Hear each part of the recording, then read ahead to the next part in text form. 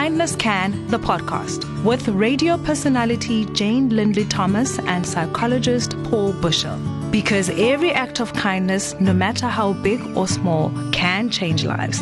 In this series, Jane and Paul hope to enrich your life by giving you practical tools on how to be kinder in your relationships with yourself, with those around you, at home, work, and in your community. So in this week's episode, Jane and I thought that we would talk about a topic that I think is hard for all of us in different ways. It's that dealing with the firsts after you've lost someone or you've gone through loss, the anniversaries, the birthdays, the Christmas. I mean, as much as we highlight how exciting this time of year is because it's all about family, what do you do when you've lost the glue in your family? Absolutely. And I think in my experience of working with people around loss, the anticipation of it becomes so big. Just this feeling of, I know that day is going to come, and that day would have been before this horrible moment in our lives where we lost this person. It would have been joyful and happy, and we would have shared it together, and we had our rituals and our routines and our special things that we did, and the anticipation of that day coming and how's it going to look without that person feels really scary and sad and empty. Well, I mean, Mark's mum died 9 years ago, and she died on the 26th of December, and she loved Christmas, and we were always so concerned that she would die on Christmas, but being her amazingly gracious self, she chose the day thereafter. And I remember that first coming up, and as hard as it was, I think the anticipation was worse than the actual moment. We had built it up so much that when the day came, there was actually almost a peace that transcended all of that stuff, and there was a little bit of comfort in it. It wasn't as scary. It was still empty. Sure. And there was still grieving and reflection. As time has gone on, 9 years later, it's a different type of mourning. It's still there though, right? Oh, it's still there. You live around it. Yeah. I think that's the thing about loss, is it's something that never really goes away. I think over time is an incredible healer. And of course we can do certain things to help that loss feel easier or more manageable in our life.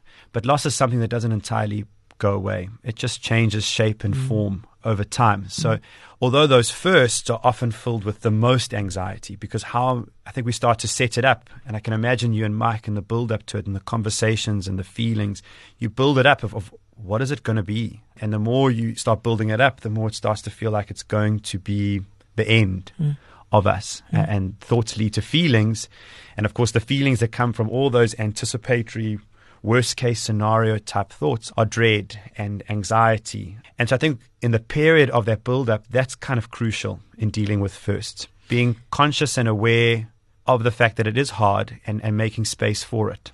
I think obviously circumstance also plays a huge role. I mean, losing an early 50-year-old woman to cancer was very hard, especially that I was pregnant with Cooper and we knew that she was never going to meet him. But the relief in her going, even around the festive season, was one that we are at peace because she is now at peace. But for a mum with young children, for example, that has lost a dad prematurely, that's a whole different mourning process, because now you're not only anticipating the loss for yourself, but it's for your kids. Absolutely. I think that's a really great point to bring into this conversation, that loss is also different for all of us because of who we are, because of the circumstances. And so I think that's an important thing to hold on to for you listening, is that it might be different for you than it is to other people in your family, and you need to make space for that. And if you're struggling more with it, that doesn't mean there's something wrong with you, or it's not right, or it's incorrect. You just got to make a different space and a different way of coping with it for yourself. Let's talk about the mourning process and maybe some pointers for a mom that's trying to navigate Christmas for the first time without a dad, or for a mom that's trying to navigate a first Christmas without a grandparent. Because again, the little people, like as adults, of course, we need to navigate and be present in our mourning, but I feel it just takes such a different shape when you're now meant to be all jovial and happy and joyous, but there is that empty space at the table. There's no one sitting there. What would you say to a family? How do you prepare children around this time of year that person's not going to be there? I think planning is important. So making space in the build-up to the big day to kind of put a plan in place. So think take time to think about how everyone might feel on that day, how everyone might react in their different personalities and styles as you know them, and then make a plan of how you want to approach that day. And when I say make a plan, I think connecting to the point that we were talking about earlier, that anxiety of the anxiety, so that kind of like that growing feeling, control the planning time as well. So when I say planning, I don't mean spend every waking minute of your day in the build-up to it, allowing your brain to run away with it. So it's actually having a conversation with yourself, right, on Tuesday at 4 o'clock, I'm going to the bottom of the garden with a notebook, and I'm going to spend 30 minutes connecting with my feelings around this experience and connecting with how it's going to play out and allocating that time and being proactive and putting together a plan of what we're going to do on that day. And I think that helps a lot, because if we allow the anxiety of it all just to run wild and free in the build up to it, the feelings that come with that are just overwhelming and exhausting, and the behavior that follows that starts to become very messy and emotional. Yeah. And of course, when I say messy and emotional, I'm not being judgmental, because that's part of it. Oh, no, please, of course. But at the same time, you want to try and manage that as best as you can, especially when the other people who are looking up to you for you need to guide this moment for us. Sure. I mean, again, my go-to place is always shrining. I don't know what it is about it, but I seem to think that if we as a family were grieving and navigating small people through this process, I just can only imagine that there would be a picture of that beautiful human on a table in the house, very, very visual, surrounded by Christmas decorations and confetti and snow and candles. And whenever there's that moment, you go to that table and you can cry at that table, you can tell a joke at that table, you can have a moment of reflection. I got my eyes getting all welled up, but that's your space. Absolutely. Well, I think rituals and ceremony are so important to human beings. They're part of our storytelling fiber. It's such a deeply cultural thing for us universally. So I think in your planning, including certain rituals or ceremonies into that day is absolutely imperative, whether that's lighting a candle or playing a favorite song or engaging in a game that person loved, and actually setting that time aside to engage in that, and everyone participates in it is absolutely important in that plan. And I think allowing some of those moments to be emotional, heavy or sad, if that's what comes up in the moment. So let people cry if that's what they feel is right in that moment. At the same time, if it feels right, to introduce some new rituals which are happy and joyous and celebratory. Let's go around the table and share a happy memory of that person, or let's dance like that person, or whatever it is. So you can also shift that day. It doesn't have to only be the heavy and hard stuff that gets recognized. It can also be introducing a ritual activity which is light and happy. And I suppose not to feel guilty about that, not to feel guilty that you are happy on a day where they should be here. Yeah, absolutely. And I say that to people around loss all the time. If that person was here, what do you think they would want you to do? What do you think they would say in this moment? And I'm almost 100% sure that if they were here with us now, they would want you to be happy and be smiling and laughing, because they loved you and they cared about you. So allow yourself to connect with that reality rather than what we call the survivor's guilt of why am I here, or why are they not here, and why should I could have done more to save them in some way. Because that narrative, and your brain wants to go there, is not healthy, and you've got to balance it out. I think also being mindful that this time of year is going to be a first for a lot of people that find themselves alone. Yeah. We're very privileged that we're going to have full Christmas tables and have a house full of children and loud noise and togetherness and chaos. But also to be mindful that there are people that will be alone on that day. I think if you are alone this festive season, reach out, make that connection. Let people know that this is going to be hard for you. Let people know what you are struggling with. You don't have to go through this alone.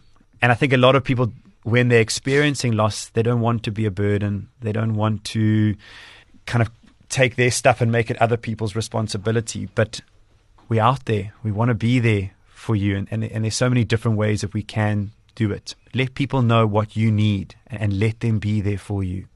Let's next year have a Christmas table where anyone's invited. I would love to do that. I mean, that really just speaks to my heart. I was just thinking now, like, if I wasn't in Cape Town for Christmas, I would say, come and have lunch with us. Yeah.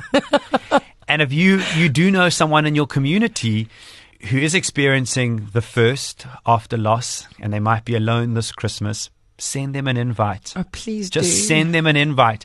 And if they say no, send it again and say, I insist that you come. There's plenty of space at our tables for everyone. Exactly. And if they say no, then that's fine. But at least you know that there was a space at the table. Because we all want to have a space at the table. Hey? Absolutely. So I think, it's finding that balance between, in those rituals and in their plan, between stuff that which recognizes and honors that person, whether it's an emotional or a happy thing, but also making space in the day, if you're a parent, to allow other people, or your children in particular, also still to engage in the joy of the day. Let them be a little bit selfish. And I think that's hard for us sometimes as adults, because we carry the heaviness in a way that sometimes children don't. Yes. They kind of can connect with it, but they can separate, and they'll want to have fun. And so allow them to selfishly just connect with also what matters to them on the day. So find the balance between the two. One last thing that I often feels very important, especially where a parent or a grandparent has been lost, don't be afraid to talk about them. A lot of families kind of like, it feels too hard to mention that person's name. It feels too hard to share memories, and years can go by where it becomes this unspoken thing around the holiday table. And I kind of want to encourage you to have courage to say that person's name, to talk about them, and just say, do you remember when? And it would be, if they were here, they would say those kinds of lines. They break the ice. And sometimes as the adults in the room, we need to set the tone of that's okay. It's okay to share memories about them. It's okay to say their name. And if someone does get emotional about it, that's okay. It's not your fault. That's a normal thing. And also to be emotional around your children, not to feel that added pressure of feeling like you've been weak or I shouldn't have cried in front of them because I know how hard this is for them.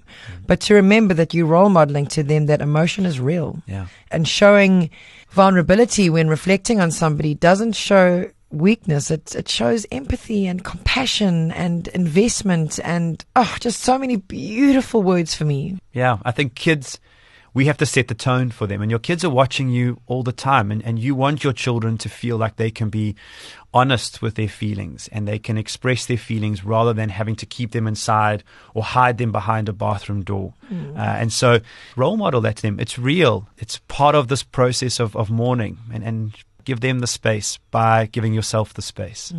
You are so loved, and we wish you well. And please connect with us. We'd love to be there for you. Lots of love to all of you. You've been listening to Kindness Can, the podcast. Find out more at kindnesscan.co.za.